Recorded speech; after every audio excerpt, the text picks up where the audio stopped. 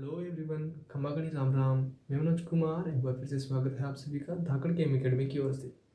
तो प्यारे बच्चों, आज जो है हम डिस्कस करने वाले हैं आपकी गेट 2021 का जो एग्ज़ाम जो कि आपका हो चुका है उसकी मेमोरी बेस्ड कुछ क्वेश्चंस हैं जिनके हम आंसर्स आज देखने वाले हैं। तो कहने का मतलब कि मेमोरी बेस्ड आंसर की जो है क्वेश्चंस की हम यहाँ पर देखने वाले हैं। क्लियर है?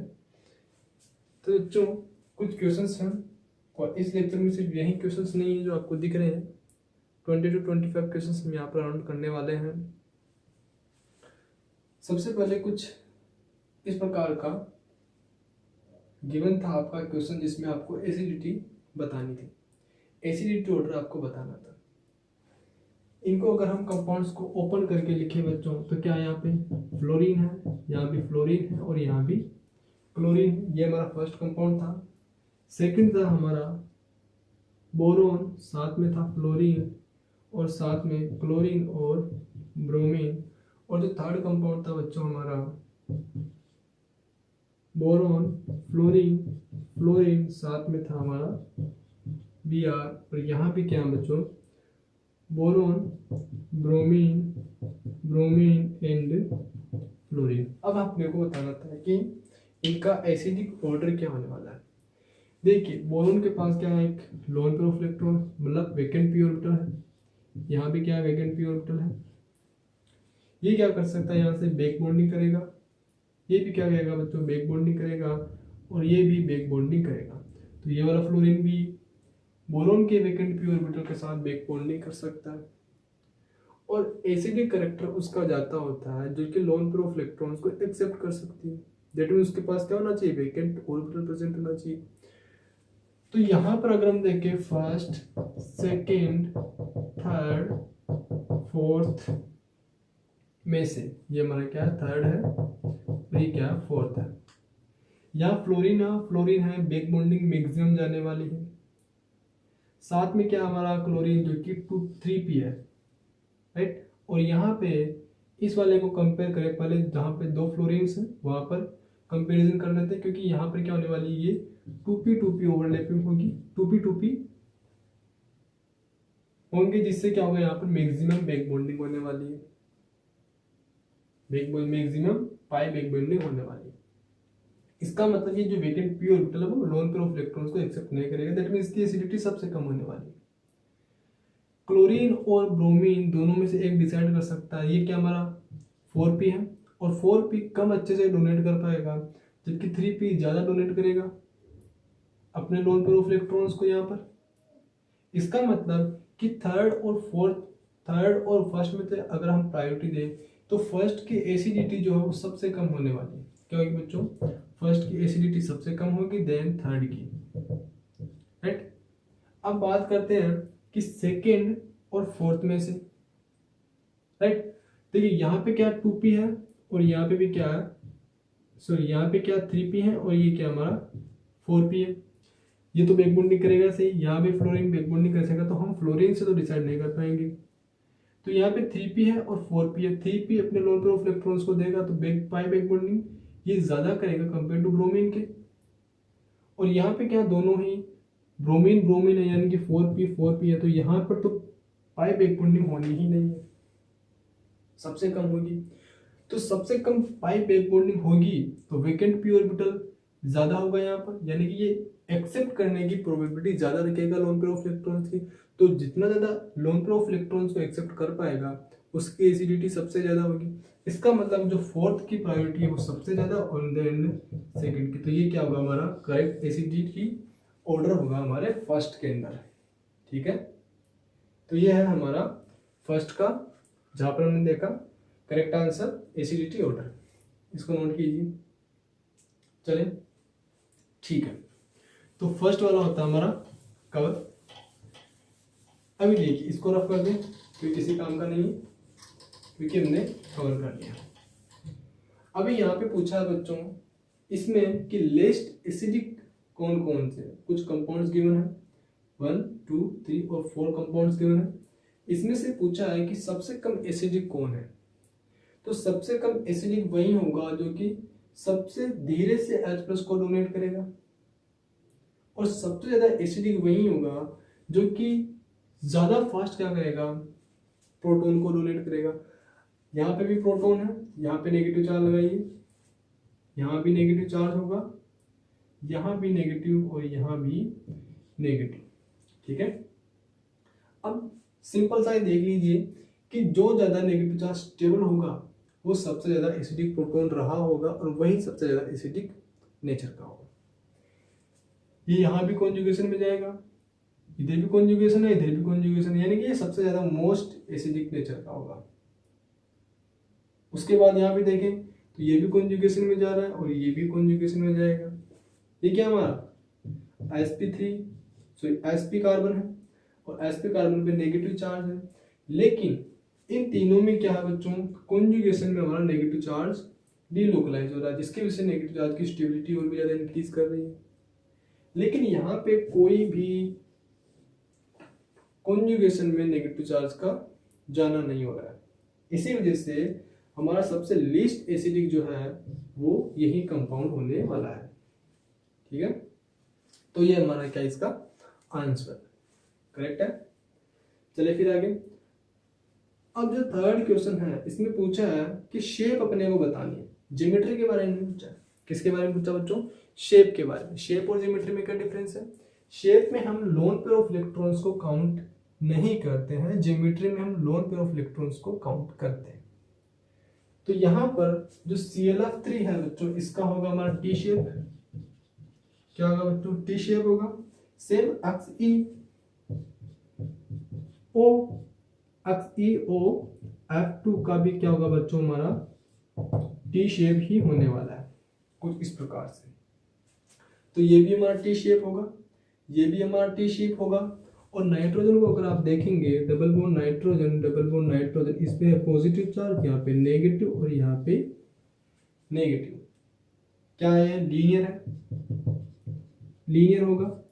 तो ये वाला हमारा क्या होगा बच्चों, लीनियर होगा। तो ये टी शेप होगा, ये भी टी शेप होगा, और ये क्या होगा हमारा लीनियर होगा। और XeO3F2 ये क्या होगा हमारा, Xe double bond oxygen and fluorine कौन सी स्ट्रक्चर है बच्चों, TPP। ठीक है, इसका मतलब टी शेप हुआ, लीनियर और TPP। तो ये है हमारा इसका आंसर। ठीक है, रख गए बच्चों, हो गया। चलिए इनको आप अपनी नोटबुक में लिखते भी चलिएगा, अच्छे क्वेश्चंस हैं तो अपनी नोटबुक में इनको नोट भी कर लीजिएगा। राइट, ये भी अच्छा क्वेश्चन है। ये हमारा क्या बच्चों, सल्फर यील्ड है। क्या, ये जो हमारा क्या है बच्चों, सल्फर यील्ड है। याद आ रहा है कुछ? तो जो भी सल्फर यील्ड है ये क्या है, नेगेटिव चार्ज कॉन्जुगेशन में जा रहा है। दैट मींस ये हमारी क्या स्टेबल है। क्या बच्चों, ये स्टेबल सल्फर यील्ड है। और ये क्या है बच्चों, इसमें नेगेटिव चार्ज स्टेबलाइज नहीं हो रहा फर्दर। दैट मींस ये क्या हमारा अनस्टेबल है, अनस्टेबल सल्फर यील्ड है। तो भी स्टेबल सल्फर यील्ड होता है उसमें हमारे जो प्रोडक्ट है वो एक इलेक्ट्रॉन डेफिशिएंट डबल बॉन्ड पर साइक्लोप्रोपेन बनता है। क्या बनता है बच्चों, तो यहां पर जो प्रोडक्ट है बच्चों क्या बनेगा हमारा, कुछ ऐसा डबल बॉन्ड ऑक्सीजन साथ में है कुछ इस प्रकार से, और ये है हमारा साइक्लोप्रोपेन रिंग। ये क्या हमारा इलेक्ट्रॉन डेफिशिएंट पाई बॉन्ड है। तो वहां पर क्या होगा, हमारा साइक्लोप्रोपेन रिंग का फॉर्मेशन होता है in the stable sulphur yield. और अनस्टेबल सल्फर यील्ड में एपोक्साइड का फॉर्मेशन होता है। तो यहाँ पर जो प्रोडक्ट बनेगा हमारा, बनेगा कुछ डबल बॉन्ड ऑक्सीजन, यहाँ पे एपोक्साइड। करेक्ट है, तो ये दोनों क्या होंगे हमारे यहाँ पर प्रोडक्ट होने वाले हैं। नोट कीजिए फटाफट से बच्चों, कर दे रहा बच्चों। चलिए अब जो नेक्स्ट रिएक्शन है इसमें आपको बताना था कि जो सबस्ट्रेट गिवन है, कंपाउंड गिवन है, इससे अपने को जेड प्रोडक्ट बनाना है, सॉरी ई प्रोडक्ट बनाना है, यानी कि ट्रांस प्रोडक्ट बनाना है। क्या बनाना है बच्चों? ट्रांस प्रोडक्ट अपने को बनाना है, ये प्रोडक्ट बनाना है। तो इसमें पूछा था कि कौन कौन से रिएजेंट थे, 4 रिएजेंट गिवन थे। तो उन रिएजेंट्स में से अपने को बताना था कि यहाँ पर ट्रांस इस ट्रिपल बॉन्ड को डबल बॉन्ड में कन्वर्ट करेगा कौन सा रिएजेंट ट्रांसफॉर्म है। तो यहाँ पर आंसर होगा बच्चों हमारा, ये ना हमारी बर्च रिडक्शन है। कौन सी है? बर्च रिडक्शन, अभी याद आया? तो ये क्या बच्चों हमारा बर्च रिडक्शन है। इसमें होगा Li लिथियम, साथ में है लिक्विड NH3। ये क्या होगा हमारा आंसर होगा, तो इसको नोट कीजिए। अभी चलते हैं हमारे लास्ट क्वेश्चंस पे। यहाँ पर देखिए, इसमें क्या पूछा है हमें, CFSE पूछिए कि CFSE जो है सबसे ज्यादा किसकी होने वाली है, यानी कि डेल्टा नोट की वैल्यू सबसे ज्यादा किसकी होगी। देखिए यहाँ पर भी Cr+3 है, यहाँ भी Cr+3 है, और यहाँ भी Cr+3 ही है। तो यहाँ से हम डिसाइड नहीं कर सकते, सेंट्रल मेटल्स की ऑक्सीडेशन स्टेट से हम डिसाइड नहीं कर सकते। अब क्या बचता है? लिगेंड का नेचर बचता है। तो ये लिगेंड क्या बच्चों, जो Cn है हमारा क्या स्ट्रॉन्ग लिगेंड है। देन उसके बाद H2O एंड देन उसके बाद फ्लोरीन, इस प्रकार से ऑर्डर होता है। तो जो जितना ज्यादा स्ट्रॉन्ग लिगेंड होगा उसकी CFSE उतनी ही ज्यादा होती है। इसका मतलब जो थर्ड है वहां पर CFSE यानी कि डेल्टा नोट की वैल्यू सबसे ज्यादा होगी, देन फर्स्ट में एंड देन सेकंड में। ये क्या हमारा इसका आंसर है, इसका नोट कीजिए फटाफट से। फिर चलते हैं हम हमारे कुछ और भी नेक्स्ट क्वेश्चंस पे, राइट। तो चलिए, तो अभी नेक्स्ट क्वेश्चन है बच्चों हमारा ये। इसमें आपसे पूछा गया है कि इस कंपाउंड में HNMR सिग्नल्स कितने आ रहे हैं। इस कंपाउंड को अगर हम ध्यान से देखें बच्चों, तो यहाँ से जो है प्लेन ऑफ सिमेट्री लगने वाली है। यहाँ क्या हमारा CH3 है और यहाँ पे है हाइड्रोजन, यहाँ पे भी है CH3। एक सिग्नल यहाँ से आएगा, एक सिग्नल यहाँ से, और एक सिग्नल यहाँ से। ये वाला तो क्या होगा, इसको रिफ्लेक्ट करेगा, और ये हाइड्रोजन और ये हाइड्रोजन एक दूसरे को क्या करेंगे, रिफ्लेक्ट करेंगे, यानी कि दोनों ही प्रोटॉन्स क्या है दूसरे के सेम है। इसका मतलब यहाँ से कितने आने वाले सिग्नल्स बच्चों, यहाँ पर टोटल 3 सिग्नल्स आने वाले हैं इन HNMR स्पेक्ट्रा। तो ये हमारा क्या बच्चों 7th क्वेश्चन है, फटाफट इसको नोट कीजिए। चलिए बच्चों, चलिए अभी देखिए यहाँ पर ना एक और चीज आपसे पूछी गई थी कि आपको बताना था कि नॉन हीम प्रोटीन्स कौन सी होती है, और एक आंसर था आपका उसमें हीमोसाइन। क्या बच्चों? हीमोसाइनिन। हीमोसाइनिन जो है वो हमारा क्या बच्चों नॉन हीम प्रोटीन्स होती है। नॉन हीम प्रोटीन्स वो प्रोटीन्स होती है जिसमें पोरफायरिन रिंग्स नहीं होती। तो ऐसी प्रोटीन्स जिसके अंदर पोरफायरिन रिंग्स नहीं होती है उन्हें हम क्या बोलते हैं, नॉन हीम प्रोटीन्स बोलते हैं। हीमोसाइनिन में क्या होता है, कॉपर होता है और साथ में उससे कनेक्टेड होते हैं हिस्टिडीन्स। ठीक है, तो आपका इसमें क्या होगा, हीमोसाइनिन आपका आंसर होने वाला है। इस रिएक्शन में अगर हम देखें बच्चों, तो देखिए थर्मल कंडीशन, सॉरी क्या है बच्चों, यहाँ पर थर्मल कंडीशंस गिवन है। तो यहाँ पर सबसे पहले क्या होगी, इलेक्ट्रोसाइक्लिक रिएक्शन होगी। क्या बच्चों? तो यहाँ पर सबसे पहले क्या होगा बच्चों, जो हमारा कंपाउंड इस प्रकार से गिवन है, वेज पे है पीएच, साथ में है डेज पे है पीएच। ये क्या अभी ट्रांस है, ये क्या बच्चों ट्रांस है। क्या बच्चों 4 पाई थर्मोकॉन। ठीक है, क्या बच्चों 4 पाई थर्मोकॉन, ये बॉन्ड यहाँ शिफ्ट, ये बॉन्ड यहाँ पे शिफ्ट, सिस ट्रांस से क्या बन जाएगा बच्चों सिस, क्योंकि यहाँ पे कौन रोटेशन है। क्या बनेगा यहाँ से कुछ ऐसा और ऐसा। ये हमारा पीएच, ये भी क्या बच्चों हमारा पीएच, इस प्रकार से। करेक्ट है। अब क्या होगा, इसकी रिएक्शन करवानी है हमें इस प्रोडक्ट से इसके साथ, नॉट प्रोडक्ट क्या है बच्चों, सी डबल बॉन्ड ऑक्सीजन साथ में है ONE। ये दोनों क्या है, एक दूसरे के सेम स्टीरियो से आने वाले हैं, यानी कि अगर ये डैश पोजीशन पे होगा तो ये भी डैश पोजीशन से आएगा। ये दोनों क्या बच्चों लेफ्ट साइड में है और ये क्या हमारा राइट साइड में, दैट मीन इसकी स्टीरियो और इस ग्रुप की स्टीरियो क्या रहेगी, डिफरेंट रहेगी। ये बॉन्ड यहाँ पे शिफ्ट, ये बॉन्ड ऐसे शिफ्ट होगा, ये बॉन्ड यहाँ शिफ्ट होगा और ये बॉन्ड यहाँ पे शिफ्ट होगा। तो क्या बनेगा यहाँ पे हमारा जो फाइनल प्रोडक्ट है बच्चों वो हमारा ऐसा बनेगा। अगर यहाँ पे पीएच डैश पोजीशंस पे है तो ये पीएच भी क्या होगा डैश पोजीशंस पे, और वेज पोजीशंस में हमारा क्या होगा COOET। ये क्या होगा हमारा इसका फाइनल प्रोडक्ट होने वाला है। इसको नोट कीजिए, हो गया नोट। अभी देखिए यहाँ पे क्या है, देखो सिंपल सा, यहाँ पे क्या बनेगा बच्चों, ये हटेगा और यहाँ से डैश पोजीशंस पे जो है आपके कार्बिन आकर के कनेक्ट हो जाएगी, क्योंकि बेस पोजीशन से तो आने वाला जो कार्बिन है वो डैश पोजीशन से अटैक करेगा हमारे डबल बॉन्ड पे। इसको हटाइए, तो ये है इसका आंसर।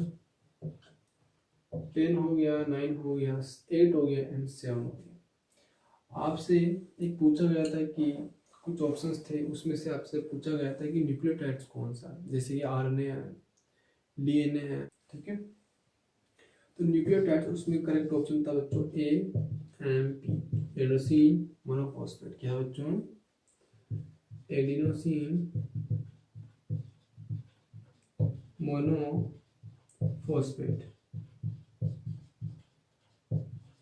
करेक्ट है। अभी जो है इस क्वेश्चन को देखिए, ये क्वेश्चन अच्छा क्वेश्चन है, गलती करवा सकता है आप लोगों से। इसकी रिएक्शन करवानी है बच्चों में NaOMe से, किससे, NaOMe से अपने को रिएक्शन करवानी। क्या होगा बच्चों, यहाँ से Na प्लस और OMe माइनस में कन्वर्ट हो गई, ये इजी न्यूक्लियोफाइल की तरह एक्ट कर सकता है। क्या करेगा, यहाँ पर अटैक करेगा और ब्रोमीन, जो ब्रोमीन है वो बाहर निकलेगा। तो वेज पोजीशंस में क्या था हमारा ब्रोमीन है, तो ये क्या कहाँ से अटैक करेगा बच्चों, डैश पोजीशन से अटैक करेगा। क्या बनेगा यहाँ पर, पहले क्या था ब्रोमीन वेज पोजीशन, आने वाला ग्रुप कहाँ से अटैक किया, डैश पोजीशन से। तो डैश पे क्या हमारा OMe, साथ में है वेज पोजीशन पे हाइड्रोजन, यहाँ पे है CH3 एंड डैश पोजीशन पे है हाइड्रोजन। अभी भी देखिए बच्चों साथ में NaOMe गिवन, ये एज ए बेस की तरह भी एक्ट कर सकता है, क्लियर है। अभी देखिए OMe is a good leaving group, जो कि कहाँ पे है डैश पोजीशन में, और निकलने वाला प्रोटॉन भी क्या है डैश पोजीशन में, यानी कि सेम स्टीरियो पे है। ये बॉन्ड यहाँ पे शिफ्ट और ये वाला बॉन्ड बाहर निकलेगा और क्या बन जाएगा यहाँ पे एल्कीन बन जाएगा। अब देखिए एल्कीन कौन से बनती है, ये वाला हाइड्रोजन और CH3 दोनों क्या है एक दूसरे के सिस पोजीशंस में है, क्या है दोनों ही एक दूसरे के सिस होते हैं। इसे रख कीजिए, तो हमारा जो फाइनल प्रोडक्ट बनेगा वो क्या बनेगा, ये वाला बॉन्ड और ये वाला बॉन्ड एक दूसरे के क्या होंगे सिस में आने वाले हैं। इसका मतलब प्रोडक्ट कुछ ऐसा बनने वाला है। और यहाँ पे क्या है डबल बॉन्ड, यहाँ पे है हमारा हाइड्रोजन साथ में है CH3, और यहाँ पे क्या है इस वाले कार्बन से कंबाइन है CH3। कुछ ऐसा जो है हमारा प्रोडक्ट आने वाला है, एक कार्बन इस प्रकार से, करेक्ट है। तो ये क्या हमारा इसका फाइनल प्रोडक्ट है। तो यहाँ पे क्या बच्चों 1 2 1 2, ये क्या हमारा Z प्रोडक्ट है, क्या है बच्चों Z प्रोडक्ट है, ये इसका क्या होगा फाइनल प्रोडक्ट होगा, ठीक है। चलिए फिर नेक्स्ट, चलिए अब देखते हैं इनके आगे कुछ और क्वेश्चंस किस प्रकार से पूछे गए थे और क्या है उनके आंसर्स। तो लास्ट वाला क्वेश्चन एक ट्रिकी क्वेश्चन था, इसको आपको ख्याल रखना था।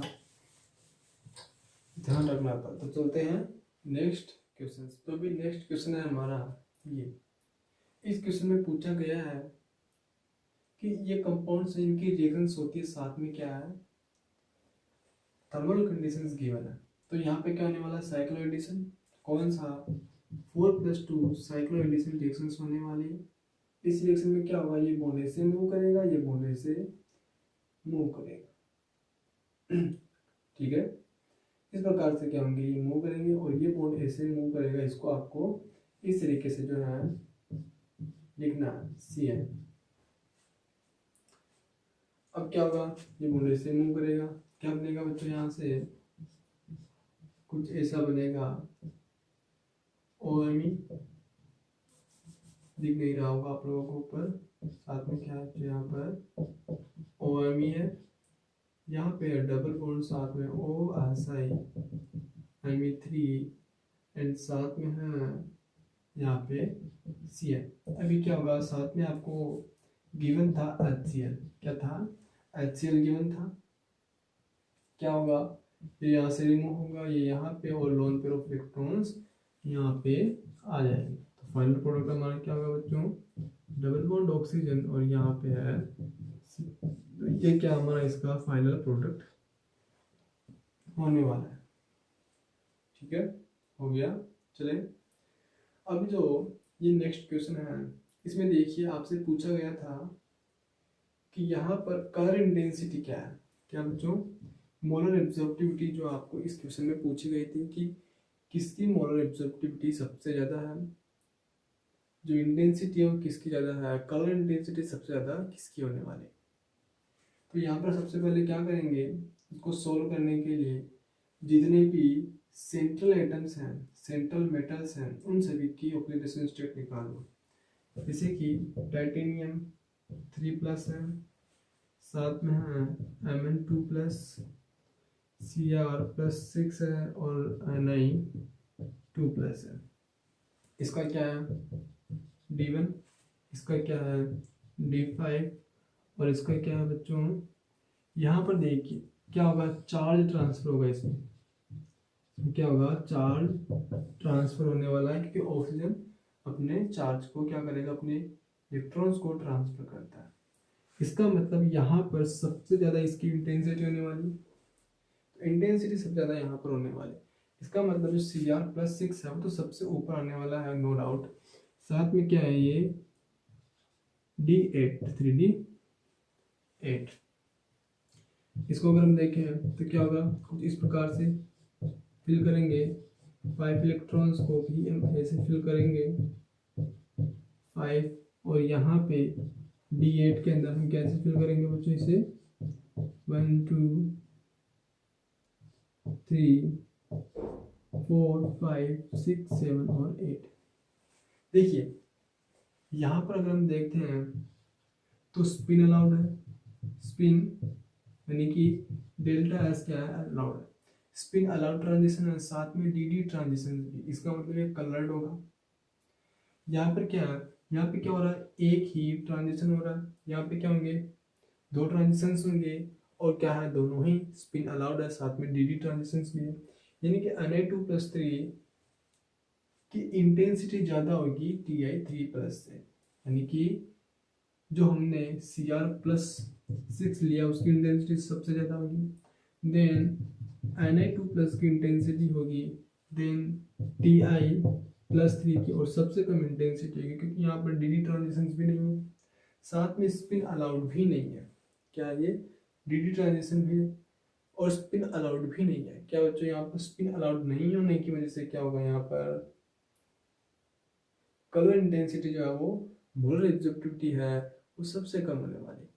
ठीक है, तो यहाँ पर क्या होगा, Mn2+। तो ये इसका क्या होगा बच्चों, सही ऑर्डर होने वाला है, इसको नोट कीजिए। चले यहाँ से मिटा दे दोनों को ऊपर। चलिए ये होंगे इन दोनों के आंसर्स। आई होप ये आपके सही होंगे। तो अप्रोच पे ध्यान देना है। इस क्वेश्चन में क्या होगा, देखिए सेकेंडरी ब्यूटाइल लिथियम है। अगर आपको मालूम हो तो ये क्या कर सकता है, यहाँ से जो ऑर्थो पोजीशन है उससे प्रोटॉन को निकालेगा और चिलेशन करवाने वाला है। क्या होगा, यहाँ से ये हमारी चिलेशन भी करवाएगा, ऑक्सीजन साथ में ऑक्सीजन, और यहाँ पे क्या है बच्चों, नेगेटिव चार्ज, और ये 5 मेंबर एज इट इज आने वाली है। साथ में ZnCl2 गिवन है तो इसके साथ कंबाइन करेगा यहाँ पे ZnCl2, और उसके बाद गिवन है बच्चों यहाँ पे है नाइट्रोजन और यहाँ पे है Br। क्या होगा, मेटल हेलोजन एक्सचेंज होगा in the presence of PPS3 का होल ट्वाइस।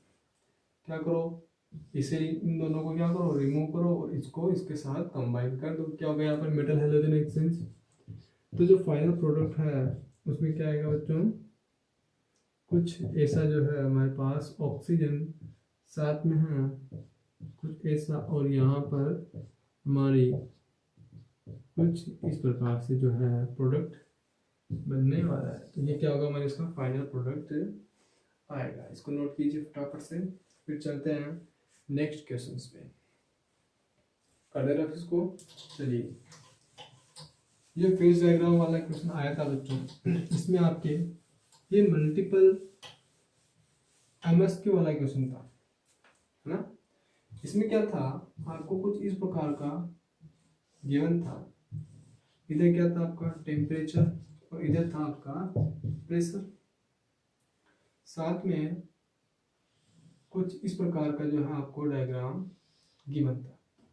यहाँ था आपका लिक्विड, ये था आपका गैस, और ये वाला पोर्शन था आपका सॉलिड का, और ये पॉइंट था आपका TC, और ये क्या था हमारा T1।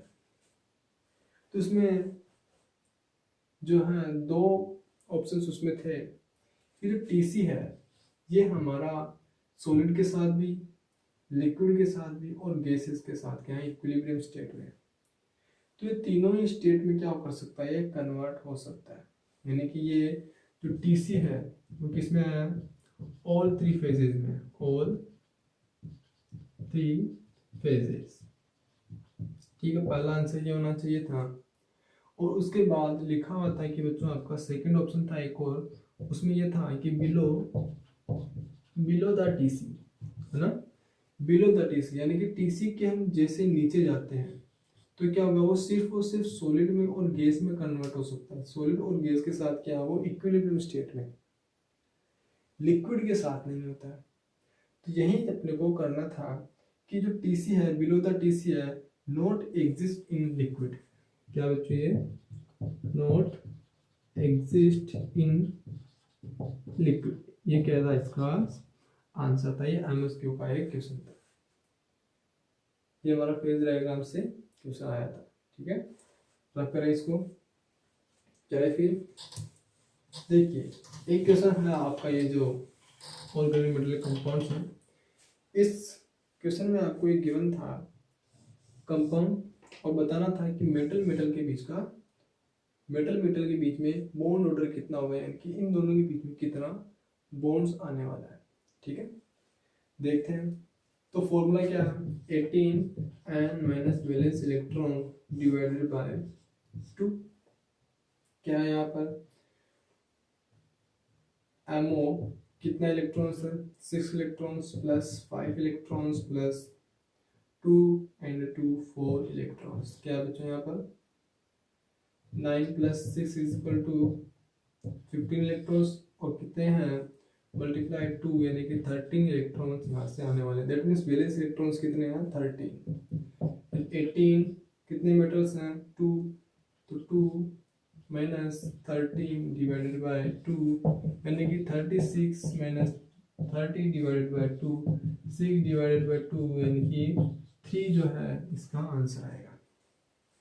क्या बच्चों यहाँ पर, तो मेटल मेटल के बीच में कितना बॉन्ड्स हैं, ट्रिपल बॉन्ड मेटल, यानी कि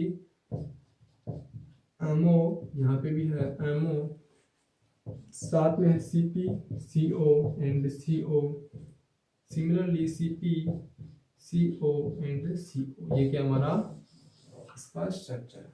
दोनों के बीच में कितना बॉन्ड्स है, ट्रिपल बॉन्ड्स है। चलें करें रफ इसको। अभी जो नेक्स्ट क्वेश्चन है ये बहुत ही अच्छा क्वेश्चन है बच्चों, इसको नोट कर लीजिए अपनी नोटबुक में, काफी अच्छा क्वेश्चन है। देखिए इसको सबसे पहले अपने को चेयर फॉर्म में लाना होगा। ये है हमारा फर्स्ट कंपाउंड, ये भी क्या हमारा अप है और ये भी हमारा अप है, C डबल बॉन्ड ऑक्सीजन और यहाँ पे क्या है NH2। साथ में क्या यहाँ पे बच्चों को बतानी थी हाइड्रोलिसिस रेट, हाइड्रोलिसिस जो रेट है वो क्या होने वाली, किसकी सबसे ज्यादा होने वाली है। तो रेट ऑफ हाइड्रोलिसिस का ऑर्डर अपने को यहाँ पर बताना था।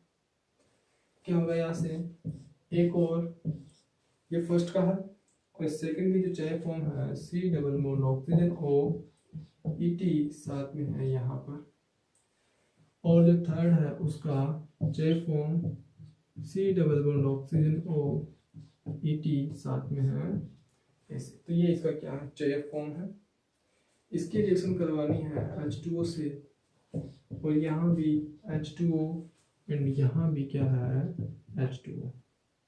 इसको रफ कर दें, अभी देखते हैं। देखिए इसमें देखिए ये भी हमारा एक्सियल है और ये भी हमारा क्या है एक्सियल है। यहाँ पे क्या है बच्चों हाइड्रोजन है और यहाँ पे भी हाइड्रोजन है। इससे बनने वाला प्रोडक्ट क्या बनेगा बच्चों, लोन पेयर ऑफ इलेक्ट्रॉन्स है, ये मूव करेगा यहाँ पर, ये अटैक करेगा और फिर नेगेटिव चार्ज आएगा और NH2 बाहर निकलेगा। तो फाइनल प्रोडक्ट हमारा इसका क्या होगा कुछ ऐसा। यहाँ पे क्या है C double bond oxygen and OH। Similarly यहाँ पर भी जो प्रोडक्ट है क्या आएगा C double bond oxygen and OH, ये ऐसे हैं। और यहाँ पर भी क्या आएगा बच्चों product C double bond oxygen and OH, और यहाँ पे क्या है कुछ इस प्रकार का। ये क्या हमारा हाइड्रोजन है और ये क्या है हमारा हाइड्रोजन। देखिए हमारा जो सबस्ट्रेट था इसमें क्या है 1,3 इंटरेक्शन है। सिमिलरली यहाँ पर भी 1,3 इंटरेक्शन है। दैट मीन्स ये दोनों ही क्या अनस्टेबल है, और इनसे बनने वाला प्रोडक्ट फर्स्ट और थर्ड को अगर हम ध्यान से देखें तो इनसे बनने वाले प्रोडक्ट में भी क्या है 1,3 इंटरेक्शन है, यानी कि इनसे बनने वाला प्रोडक्ट भी अनस्टेबल प्रोडक्ट है। सिमिलरली ये भी क्या हमारा अनस्टेबल प्रोडक्ट है क्योंकि 1,3 इंटरेक्शन आ रही है। तो जहां पर अनस्टेबल प्रोडक्ट बनेगा उसमें रेट ऑफ रिएक्शन कम होगा क्योंकि बनने वाला प्रोडक्ट भी क्या अनस्टेबल ही है। तो यहां अगर हम देखें बच्चों तो क्या यहाँ पे C डबल बॉन्ड ऑक्सीजन और ET जो ग्रुप है वो क्या है इक्वेटोरियल पोजीशंस में जो कि स्टेबल है। यहाँ पर 1,3 इंटरेक्शन नहीं है, स्टेबल प्रोडक्ट है, और बनने वाला प्रोडक्ट क्या है हमारा स्टेबल प्रोडक्ट है। इसी वजह से जो रेट ऑफ रिएक्शन है वो सबसे ज्यादा होगी हमारे सेकेंड की रेट ऑफ रिएक्शन सबसे ज्यादा होने वाली है। उसके बाद इन दोनों को अगर हम कंपेयर करें तो on the basis of this carbon electrophilicity के इनकी बेसिस पे हम क्या करेंगे इसको डिफरेंशिएट करेंगे, क्योंकि दोनों से प्रोडक्ट तो सेम ही आ रहा है, दोनों में सेम 1,3 इंटरेक्शन है, दोनों ही सेम तरीके से क्या अनस्टेबल है, इक्वली अनस्टेबल प्रोडक्ट है दोनों में। अब जो वाटर से रिएक्शन करने की रेट है वो किसकी सबसे ज्यादा होगी वो देखते हैं। ये बॉन्ड जैसे ही मूव करेगा ये इसकी इलेक्ट्रोफिलिसिटी को डिक्रीज करवाएगा।